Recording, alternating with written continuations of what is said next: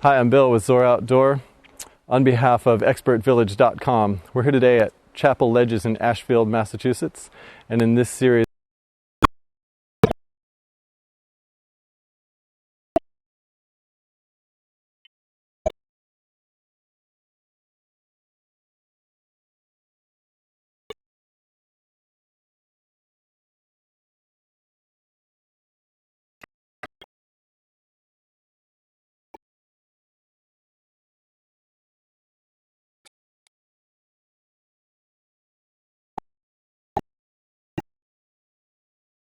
if the holds get smaller, I might need to use what's called a crimp, where my fingers are actually bent backwards a little bit. It helps when you're doing this to wrap your thumb over the top of your first finger, so your thumb's really strong.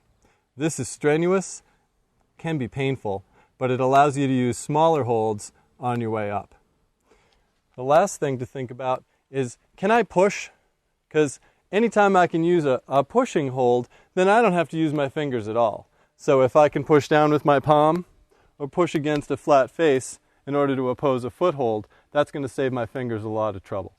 So open hand holds, crimps, and pushing, 3 different ways to think about using your hands.